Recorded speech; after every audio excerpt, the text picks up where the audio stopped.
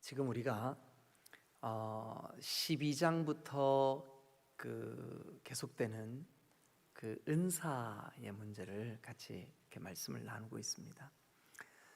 이 고린도 교회가 그 은사 때문에 그 덕스럽지가 못한 일들이 좀 있었어요.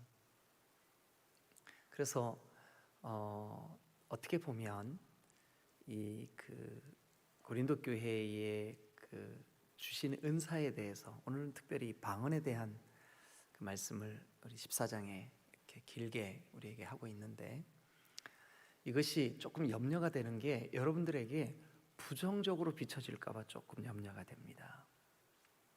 그렇지 않습니다. 성령께서 주시는 모든 형태의 은사는 성령 하나님이 주시는 거기 때문에 귀한 줄로 믿습니다. 우리가 사모해야 될 줄로 믿습니다. 이 마음을 가지고 이 말씀을 우리가 바라볼 수 있어야만 합니다.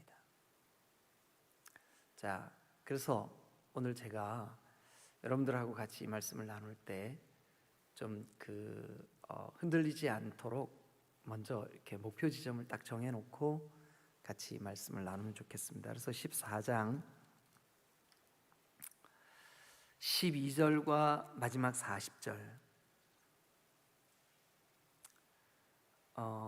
12절과 마지막 40절 다 같이 읽겠습니다. 12절 다 같이 시작.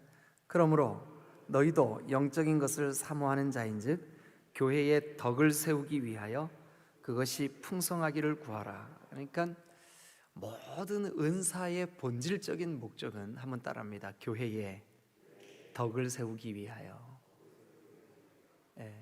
여러분, 교회는 나보다는 우리가 강조돼야 됩니다.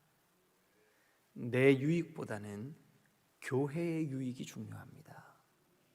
왜냐하면 교회는 피로 값을 주고 사신 그리스도의 몸이기 때문에 그랬습니다. 여러분, 이 세상에 완전한 교회, 흠 없는 교회는 없습니다. 흠 없는 교회는 없어요. 이게 좀 풍성하면 이게 좀 부족하고, 또 이게 좀 풍성하면 이게 좀 부족하고, 이게 교회예요.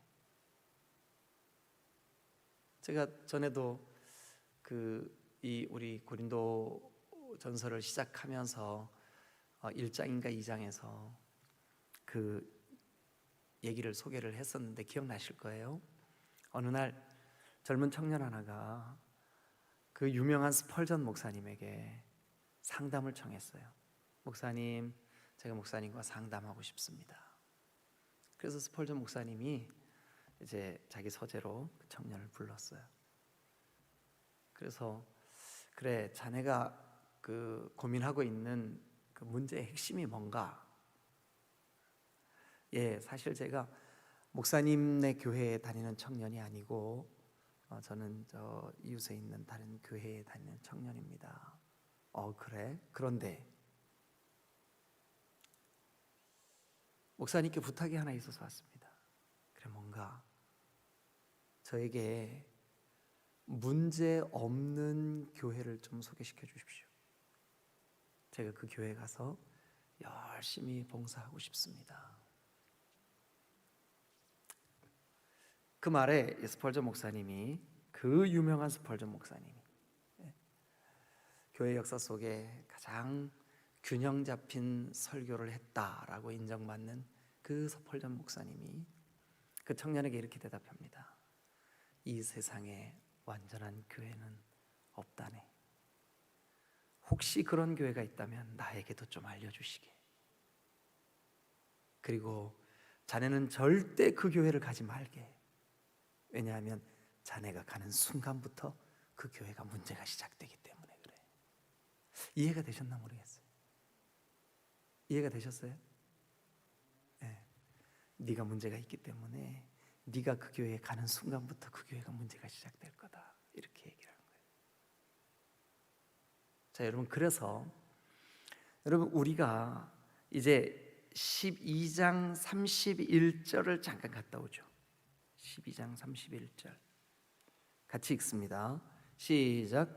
너희는 더욱 큰 은사를 사모하라. 내가 또한 가장 좋은 길을 너희에게 보이리라. 13장 1절 시작.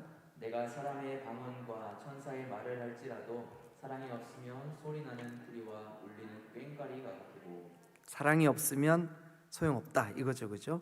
그러니까 12장 31절에 너희는 더욱 큰 은사를 사모하라. 내가 또한 가장 좋은 길을 너희에게 보이리라. 그 큰 은사, 가장 좋은 길이 13장 1절에서 답이 나와요. 뭐래요? 사랑의 사랑. 사랑. 네? 사랑. 그러면 여러분들은 그 사랑의 은사를 받으셨나요?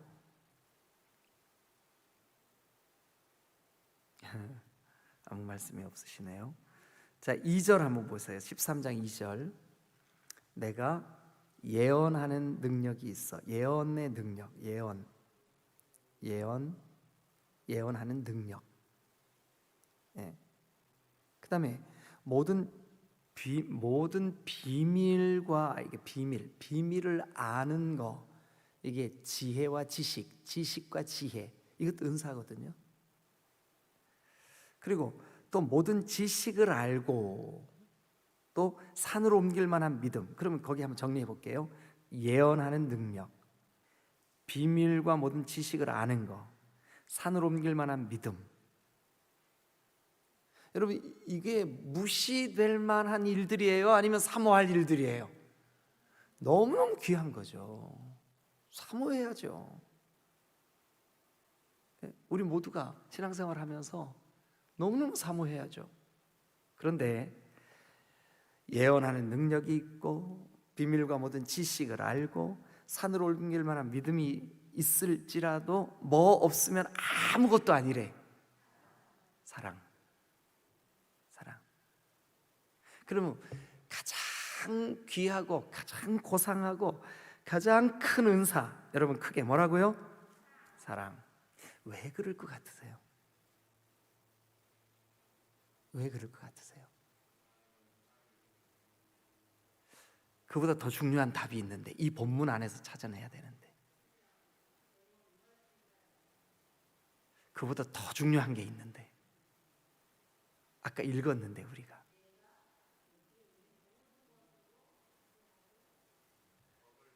그렇죠. 덕을 세우게 하기 위해서. 그러니까 우리가 덕을 세우려면 뭐가 있어야 될까요? 우리 안에 사랑이 있어야 되는 거죠. 사랑. 그러면 이제 14장 말씀을 우리가 함께 나눌 텐데, 14장에 있는 은사도 이 은사를 바울이 뭐 저급하게 여기거나 무시하거나 그 은사 필요 없다 하거나 그런 뜻일까요? 아니면 그 은사도 소중하다, 그러나 너희에게 가장 본질적인 타깃은 뭐냐 하면, 목적은 뭐냐 하면 덕이다, 덕. 여러분들이 하는 말, 여러분들이 하는 행동, 여러분들이 하는 모든 은사, 여러분들의 심지어 예배, 여러분들의 하는 기도, 여러분들이 하는 모든 것 덕을 끼치고 있습니까? 이거 질문하셔야 돼요. 내가 덕스러운가? 덕이라는 것은 나보다 다른 사람의 유익을 끼치는 게 덕이에요. 덕.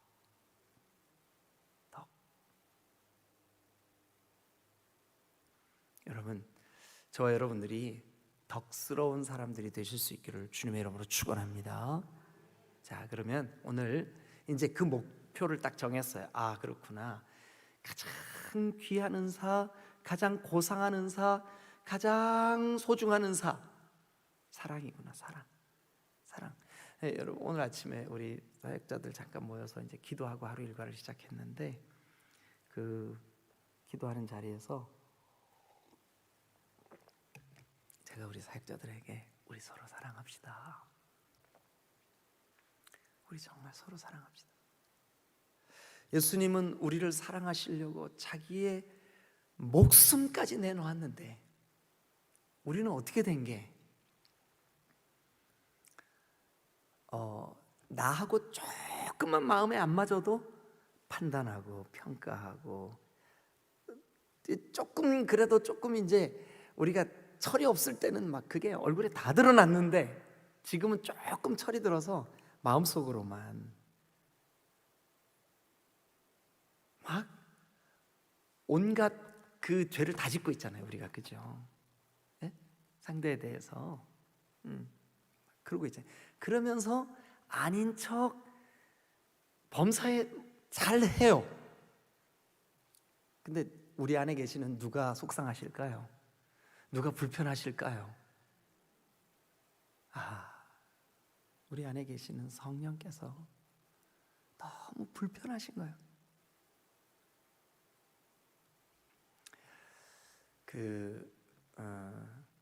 제가 이제 자주 이거를 말씀도 드리고 또 이렇게 고백도 하고 하는데, 한 번은 제가 서울에 있는 어떤 그 모임에서 말씀을 전하게 됐어요. 그런데 이제 그 모임에서 말씀을 전하다가 뭐죠? 하덕규가 뭐예요? 팀이 논두렁 밭두렁인가? 아닌가? 뭐 하여튼 있죠. 예, 그 7080 세대는 다 알 텐데, 하덕규. 그 하덕규가 지은 그 가시나무라는 노래가 있어요. 그게 제가 설교 시간에 소개를 했어요. 우리 교회에서도 제가 소개했었잖아요, 그죠? 그랬더니 거기 제 설교를 듣고 있던 그 한 분이 그러는 거예요. 목사님, 그 하덕규 그분이 목사님이에요. 그런데 그분이 이제 명성교회 집사님이셨거든요. 제 설교를 듣고 있던 그분이 우리 교회 음악 목사님이에요, 그러더라고요. 그래서 그 명성교회에서 가끔 찬양 인도도 하고 그랬대요. 근데 지금은 개척해서 여기 기흥인가 어디에서 목회를 하셔요, 이 하덕규라는 분이. 근데 그 가사 내용이 내 안에 내가 너무 많아. 주님이 쉴 곳 없고,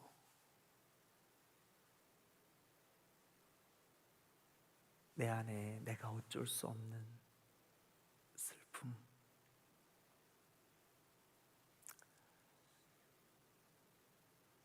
그 노래 말을 하덕규 목사님이 아마 어쩌면 우리의 이런 영적인 상태를 염두에 두고 만든 노래 같아요.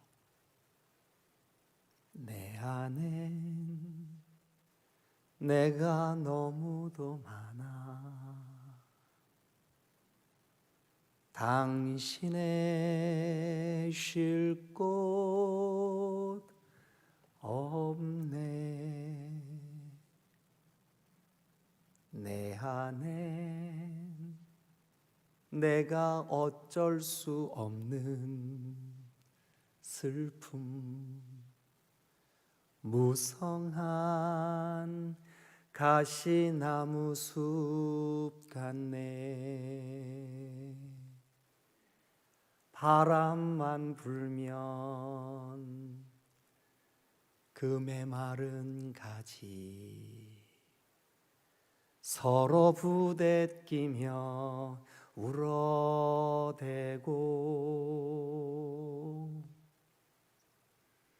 갈 곳을 찾아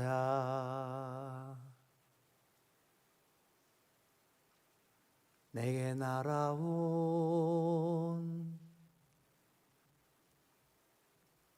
그 다음에 뭐죠? 무슨 새도 가시에 찔려 날아가고 뭐 하여튼 그래요. 혹시 여러분, 이거 찬송가는 아니지만 우리 새벽팀에 누가 한번 유튜브로 찾아서 올려놔 주시면 좋겠어요.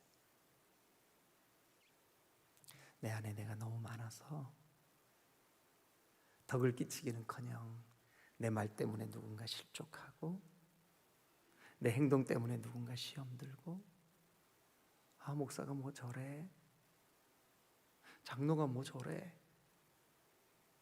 전도사가 뭐 저래.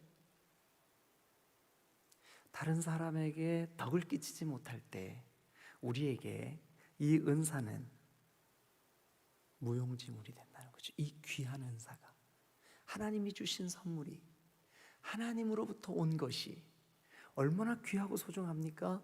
그런데 그것이 무용지물이 된다면 어떡하라는 겁니까? 근데 안타깝게도 지금까지 한국 교회가 은사는 강조했는데 덕은 강조하지 못했어요. 그러니까 직장에서 동료들에게 인정받지 못하고 엉터리고 한데 교회에서는 아주 그럴듯한 재직이야. 속이고 거짓말하고 세금을 포탈하고 그리고 남을 딛고 일어서기 위하여 악착같이 주변 사람들에게 상처를 끼치면서 교회에 오면 아주 너무 그럴듯한 재직이야. 그래서 여러분, 어쩌면 코로나라고 하는 이 상황으로 하나님의 한국 교회를 이렇게 흔들시고 계시는 게 아닌가 하는 생각이 들어요. 우리의 성숙을 위해서. 자, 우리가 그런 관점으로 이제 이 14장을 좀 한번 바라봤으면 좋겠습니다. 14장 마지막 절 한번 보고 1절부터 다시 한번 말씀 나누죠. 자, 14장 40절 시작. 모든 것을 뭐 있게 하고? 품위 있게 하고, 또요 질서. 그러니까 품위와 질서를 한마디로 딱 말하면 뭐냐면 덕이에요. 덕을 끼쳐라. 덕.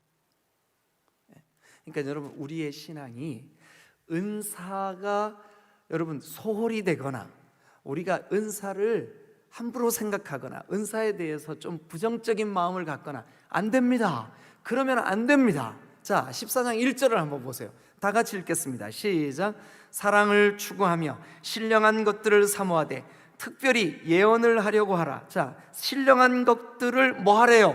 사모하래. 신령한 것들을 사모하래요. 그런데 무엇을 가지고 사모하라고 말씀하고 있을까요? 사랑을 추구하며. 여러분 속에 하여튼 우리가 신앙생활 마무리 죽는 날까지 우리의 기억 속에 사랑을 추구해야 되는 거구나, 이거를 잊어버리지 마시기를 주님의 이름으로 축원합니다. 사랑을 추구해야 됩니다. 사랑을 추구해야 됩니다. 여러분, 사랑의 사람이 되시기를 주님의 이름으로 축원합니다. 요한복음을 기록한 사도 요한이 그를 따르는 많은 그 제자들이 있었어요. 그래서 이 사도 요한과 함께 소아시아 지역에서 사도 요한을 도와서 이런 그 교회 사역들, 또 교회 개척들, 이런 일들을 함께 이렇게 동역을 했어요. 늘 그들은 자주 요한 앞에 모여서 요한의 가르침을 받았어요. 그 가르침 중에 하나가 우리가 보고 있는 요한복음, 또 그 가르침 중에 하나가 요한 1서, 요한 2서, 요한 3서, 그리고 요한계시록까지 전부 다 이 사도 요한이 제자들을 위하여 혹은 그가 목회했던 교회들을 위하여 베풀었던 가르침이에요. 어느 날 제자 중에 한 사람이 사도 요한에게 이렇게 질문을 했습니다. 목사님은 모든 메시지의 결론이 사랑인데 다른 말씀 좀 해주세요. 다른 주제는 없어요? 다른 주제로 좀 색다른 말씀을 우리가 듣고 싶어요. 그랬더니 이 요한 목사님이 빙그레 웃으면서 이렇게 말씀하셨답니다. 너희가 서로 사랑해라. 그러면 내 말 뜻을 알 거야. 여러분, 우리에게 지금 필요한 것은 여러분 사랑입니다. 그러면서 이 말씀은 우리에게 사랑을 추구하며 또 뭐를 사모하래요? 신령한 것들을 사모하되, 신령한 것들을 사모하되 밑줄 긋고 옆에다가 은사라고 쓰세요. 특별히 영적인 은사. 자, 그러면서 특별히 뭐를 하려고 하라고 돼 있냐면 예언을 하려고 하라. 예언. 우리가 이제 예언 그러면 마치 점쟁이가 장래일을 맞추는 것처럼 올해 수능 시험 잘 보겠는데 대학 합격할 거야, 뭐 이런 거 이렇게 생각하잖아요, 그죠? 근데 그 예언이 진짜 그 예언일까요? 우리 한번 이 본문이, 그러니까 고린도서 14장이 말하는 예언이 도대체 어떤 걸까? 자, 3절 한번 보세요. 3절. 그러나 예언하는 자는, 그러니까 예언이에요. 예언하는 자는 사람에게 말하여, 그러니까 1차적으로 예언하는, 예언의 특징, 사람에게 말하는 거예요. 어떤 말을 할까요? 덕을 세우는 말, 또 권면하는 말, 위로하는 말. 뭐가요? 예언이. 그러니까 우리가 생각하는 예언과 좀 다르죠. 이 본문이 말하고, 그러니까 문맥의 흐름이 말하고 있는 예언은 어떤 특징이 있어요? 어떤 게 예언이에요? 여기 보니까 덕을 세우는 말, 권면하는 말, 위로하는 말, 사람에게 하는 말. 이게 예언이. 그러니까 예언은 다분히 지금 누군가를 권면하고, 누군가를 위로하고, 누군가에게 덕을 세우게 하고, 이게 예언이에요. 그러면 이제 우리 같이, 여러분들이 그동안 신앙생활 하면서 예언, 그 점초 주듯이 막 기도하고, 지금 성령이 말씀하셨는데 당신 말이지 내년에 암 걸려. 이거요 기독교 아닙니다. 이거 기독교 아닙니다. 제발 그런 집회 가지 마세요. 그런 집회 가지 마세요. 네? 그거 아닙니다. 6절 보세요. 6절. 뭐가 진짜 진정한 예언이냐면, 그런즉 형제들아 내가 너희에게 나아가서 방언으로 말하고, 그다음 방언, 지금 이 14장은 계속 방언과 예언을 비교하고 있거든요. 근데 방언으로 말하고 다음에 예언에 대한 설명이에요. 뭐냐면 계시나 지식이나 예언이나 가르치는 거. 거꾸로 한번 해볼게요. 예언이 뭘까요? 가르치는 거예요. 가르치는 거. 뭘로? 말씀으로 가르치는 거. 그리고 그 예언의 형태 가운데 종종, 예언의 형태 가운데 종종 빌립의 딸들처럼, 또 사도 바울이 예루살렘으로 올라가려고 할 때 그를 성령께서 감동하셔서 그를 올라가면 고난이 기다리고 있다고 하는 그런 예언도 실제로 있어요. 미래의 일에 대한 예언도 있다고요. 근데 그게 다가 아니에요. 그것은 아주 일부예요. 그래서 거꾸로 다시 한번요. 6절 가르치는 것, 그 다음에 또 뭘까요? 예언. 이거는 원어 그대로 미래에 대한 그 예지. 맞아요. 그게. 자, 그 다음에 또 뭐냐면 지식, 그리고 계시. 계시는 하나님의 말씀이에요.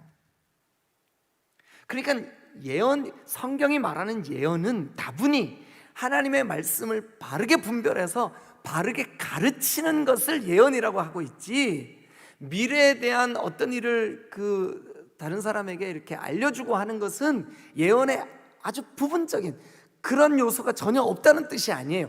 부분적인 그런 요소가 있다는 거예요. 그러니까 본질적으로 예언은 뭐냐 하면 다른 사람에게 덕을 세워주고 권면하고 위로하되 뭘로요?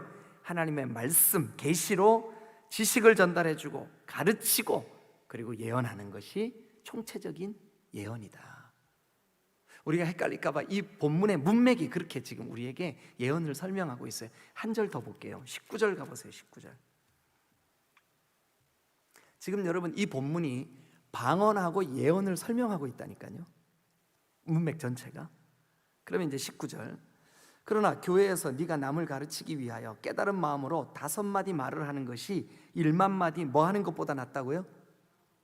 그러면 지금 요 19절도 방언하고 예언을 비교해주고 있는데, 방언이라고 하는 말은 방언으로 표시를 했어요. 방언으로 말하는 것보다, 그럼 앞에 있는 묘사는 전부 다 뭐에 대한 얘기일까요? 예언 얘기예요. 예언. 그럼 예언이 뭘까요? 거기 한번 보세요. 교회에서 네가 남을 뭐 하는 거? 가르치기 위하여. 네가 말씀을 묵상하고 그 말씀을 연구하고 그 말씀을 깊이 깨닫는 마음으로, 깨달은 마음으로 5마디, 네가 깨달은 그 말씀, 이 말씀의 의미, 이 말씀의 뜻, 이 말씀의 전후 문맥에서 주제, 이 말씀이 전하고자 하시는 메시지, 그걸 네가 깨닫고 사람들에게 그 말을 해주는 것이 5마디 말이 1만 마디 방언보다 유익하다. 그러면 네가 가르치기 위하여 깨달은 그걸 뭐라 그런다고요? 한마디로 예언이라 그런다고요. 예언. 이해가 되셨습니까? 그러니까 예언이라는 게 뭐, 그러니까 이 고린도전서 14장이 말하는 예언의 의미가 뭐냐 하면 3절, 6절, 19절이에요. 권면하는 말, 위로하는 말, 덕을 세우는 말, 계시나 지식, 그리고 예언이나 가르치는 거. 19절에서는 네가 남을 가르치기 위하여 깨달은 마음으로 5마디 말을 하는 거. 그게 바로 예언이라고요. 자, 그럼 다시 이제 1절로 가보시죠. 사랑을 추구하며, 그러니까 사랑이 베이직이 돼야 돼요. 사랑, 우리가 어떤 은사를 하나님이 주셔서 그것을 행하든 무엇을 하든 사랑을 추구하며 해야 됩니다. 그러니까 사랑하는 마음으로 해야 됩니다. 그리고 단 사랑을 추구하며 뭐를 더 사모하래요? 신령한 것. 그러니까 주님이 주신 각양 은사를 사모해야 될 줄로 믿습니다. 그러니까 1절부터 25절까지는 그 신령한 것이 뭐냐면 방언과 예언이에요. 여러분 가운데 예언을 경험해보지, 아니 방언을 경험해보지 못하신 분들은 방언을 사모하십시오. 방언을 구하세요. 하나님, 나도 방언으로 기도할 수 있도록 도와주세요. 왜냐하면 이 방언은 나 자신에게 아주 유익이 있어요. 자, 성경에 그렇게 돼 있나 한번 보시자고요. 어디를 보시냐 하면 4절 보세요. 4절. 자, 시작. 말하는 자는 자기의 덕을 세우고 다시 한번 뭐라고요? 방언을 말하는 자는. 자기의 덕을 세우고 그러니까 자기 신앙에 방언이 유익하대요? 유익하지 않대요? 유익하죠. 왜냐하면 자기에게 덕을 세우는 거니까. 방언은 우리 개인 신앙에 매우 유익합니다. 그리고 5절도 한번 보세요. 5절 같이 읽습니다. 시작. 나는 너희가 다 방언 말하기를 뭐 한다고요? 원한다. 나는 너희가 다 방언 말하기를 원한다. 네. 자, 그러나 여러분, 우리가 방언이 우리의 개인의 덕을 세울 수 있고 우리가 영적으로 유익하고 그리고 우리가 다 방언하기를 사도 바울 그 목사님이 우리에게 기대하고 있고 그 방언이 우리와 하나님과의 관계를 풍성하게 만들고 우리가 미처 깨닫지 못했던 기도를 방언으로 기도하게 하고 그렇게 하지만 그러나 결국 그 방언도 사랑이 배제되어 있고 덕을 끼치지 못하면 그 방언은 꽹가리만도 못하다. 그러니까 방언을 무시하려고 한 말이에요. 방언이 소중하지만 그 방언이 어떤 기초 위에 세워져야 되는지를 베이직을 세워주려고 하는 말씀이에요. 도대체 뭐예요? 우리가 사랑이라고 하는 그 견고한 기초 위에 교회의 덕을 세우기 위하여 너희가 이 영적인 신령한 것을 사모해라. 믿으시면 아멘. 여러분, 성령의 은사들을 사모하십시오. 주여 성령의 은사들을 오늘도 내리어 주소서. 제가 어린 시절 옛날에는 방이 안방하고 윗방이 문 열고 안방에서 문 열면 윗방이에요. 그래 그 윗방에 곡식도 막 이렇게 보관하고 또 고구마 모종 틔우는 그 이렇게 그것도 만들어 놓고. 그래 아버지가 낮에 막 뭐 밖에서 일하시고 그 뭐 하여튼 제가 살던 고향은 굉장히 눈이 많이 왔어요. 거기가 왜 그런지 모르겠어요. 나중에 커서 알았어요. 그 경상북도 문경 세제 문경 쪽을 바람이 이렇게 넘어오다가 그 소백 산맥에 바람이 딱 걸리면 그 비를 뿌리고 지나가요. 그래서 거기가 유난히 눈과 비가 많이 와요. 그 제가 살던 고향이. 그러면 그 예배당 가는 길을 아버지가 눈을 다 비로 치우고 그 석가래라 그러죠. 이렇게 나무 판때기 이렇게 밀어서 눈 치우는 거 그걸로 다 치우고 우리 다 자고 있는데 그 윗방에 오셔서 막 뭐라고 기도를 해요. 근데 창호지 한 장 차이로 안방하고 윗방이 나뉘어지잖아요. 그러니까 소리가 다 들리잖아요. 그런데 방언으로 그렇게 기도를 하셨어요. 막 1시간, 2시간 방언으로 그렇게 기도를 하셨어요. 그리고 그 방언으로 기도하는 소리를 들으면서 제가 그 기도 소리에 잠이 들고 잠이 깨고 그랬어요. 그래서 제가 성인이 되면서 하나님, 나도 우리 아버지처럼 그렇게 깊은 기도의 사람이 되게 해주세요. 그런 사모함이 제 마음속에 싹트게 되었어요. 여러분, 방언이나 예언이나 영분별이나 신유나 여러분 각종 은사, 특별히 여러분 사랑의 은사나 또 권면의 은사나 성도들을 위로해 주는 은사나 여러분들이 어떤 그 말로 신앙을 격려해 주는 이런 은사들에 대하여 여러분 사모하시기를 주님의 이름으로 축원합니다. 하나님이 성령으로 우리에게 주시는 선물이에요. 선물을 사모하셔야 돼요. 그런데 이 모든 선물의 본질적인 목적이 뭐냐? 사랑의 기초를 가지고 교회의 덕을 세우기 위하여 해야 되는 줄로 믿습니다. 만약 내가 정말 깊은 방언을 경험을 했는데 이게 교회의 덕이 안 돼, 그러면 안 하니만 못한 거예요. 만약 내가 깊은 기도를 경험해서 누군가를 위하여 간절히 기도만 하면 막 병이 낫고 막 그래, 막 귀신이 떠나가고 막 그래요. 그런데 교회에 덕을 끼치지 못해. 그러면 차라리 그 은사가 없이 인격적으로 지체들에게 덕을 끼치고 존경을 받고, 저 장로님은 그냥 옆에 와 계시는 그 자체가 우리에게 은혜야, 그게 훨씬 신령한 은사인 줄로 믿습니다. 그 은사를 사모하라는 거죠. 여러분, 가만히 여러분 자신을 한번 돌아보세요.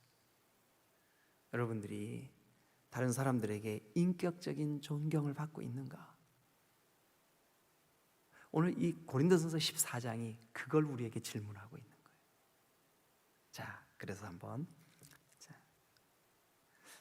아까 우리가 읽었지만 다시 한번 3절 2절부터 읽죠. 2절 여러분 읽으세요. 시작. 방언을 말하는 자는 사람에게 하지 아니하고 하나님께 하나니. 그러니까 방언은 누구에게 하는 거예요? 하나님. 그러니까 하나님과 나의 관계가 깊어지는데 방언이 유익해요? 유익하지 않아요? 유익하죠. 유익하죠. 그러니까 방언을 무시하면 돼요? 안 돼요? 안 되는 거예요. 그러니까 여러분들도 방언하기를 힘쓰시기를 주님의 이름으로 축원합니다. 그리고 그 다음도 읽어보세요. 시작. 이는 알아듣는 자가 없고 영으로 비밀을 말함이라. 그러니까 영으로, 그러니까 방언으로 기도하는 것은 영으로 기도하는 거예요. 그래서 여러분 방언을 적극적으로 사모하시고 구하시고, 또 근데 대신 여러분 우리가 가장 이 방언을 하는 그 자체보다 더 중요한 목적이 뭐라고요? 교회 덕을 세우는 거라고요. 그러니까 덕을 세우는 사람이 나름 방언으로 유창하게 기도해서 막 1시간도 좋고 2시간도 좋고 기도가 이렇게 깊어지는데, 저 사람 방언도 못하고 저건 뭐야? 이렇게 하면 이게 덕과는 아무 상관이 없죠. 차라리 그런 정죄하는 마음이나 판단하는 마음이나 비교하는 마음이 들 것 같으면 안 하니만 못하다. 이제 이해가 되셨죠? 3절 다 같이 시작. 그러나 예언하는 자는 사람에게 말하여 덕을 세우며 권면하며 위로하는 것이요. 예언은 덕을 세우고 권면하고 위로하는 것이래요. 그래서 4절 시작. 방언을 말하는 자는 자기의 덕을 세우고 예언하는 자는 교회의 덕을 세우나니. 네, 왜 예언이 교회의 덕을 세우는 걸까요? 가르치는 거니까. 왜 예언이 교회의 덕을 세울까요? 계시하신 하나님의 말씀을 풀어주는 거니까. 왜 예언이 교회의 덕을 세울까요? 연약한 지체에게 하나님의 말씀의 뜻을 깨닫게 하는 거니까. 그래서 예언이 교회의 덕을 세우는 거예요. 자, 그 다음 5절 시작. 나는 너희가 다 방언 말하기를 원하나 특별히 예언하기를 원하노라. 만일 방언을 말하는 자가 통역하여 교회의 덕을 세우지 아니하면 예언하는 자만 못한다. 그러니까 5절에도 교회의 덕을 세우는 거, 12절에도 교회의 덕을 세우는 거, 40절에도 교회의 품위와 질서를 세우는 거, 그래서 여러분 이 모든 것은 자 26절 시작. 그런즉 형제들아 어찌할까 너희가 모일 때에 각각 찬송시도 있으며 가르치는 말씀도 있으며 계시도 있으며 방언도 있으며 통역함도 있나니 모든 것을 덕을 세우기 위하여 하라. 그러니까 모든 하나님이 주신 신령한 은사의 본질적인 목적 한번 따라합니다. 교회를 덕스럽게. 믿으시면 아멘. 그러니까 여러분 우리가 은사를 유창하게 방언으로 말하는 것보다 교회의 덕을 세우는 게 우선이라는 거죠. 그래서 여러분 내가 어떤 사역을 아주 세련되게 잘 감당하고 있는 것보다 교회의 덕을 세우는 걸 더 사모하시길 바라요. 사랑의 본질을 여러분들의 모든 신앙과 은사의 기초로 삼으시기를 주님의 이름으로 축원합니다. 사랑을 추구하며 신령한 것들을 사모하고 그 모든 것들은 덕을 세우기 위하여 하라. 결론. 사랑의 기초에서 신령한 것들을 사모하되 덕을 세우기 위하여 하라. 여러분 우리가 천사의 말을 하고 산을 옮길 만한 믿음이 있고 여러분들에게 맡겨준 여러 가지 사역들을 세련되게 감당을 해도 여러분 마음속에 사랑이 없으면 또 덕을 끼치는 것이 없으면 여러분들은 아직 영적인 어린아이인 거예요. 영적인 어린아이의 수준에 머물지 마시고 자라나서 교회에 덕을 끼치는 여러분들이 되시기를 주님의 이름으로 축원합니다. 할렐루야, 할렐루야.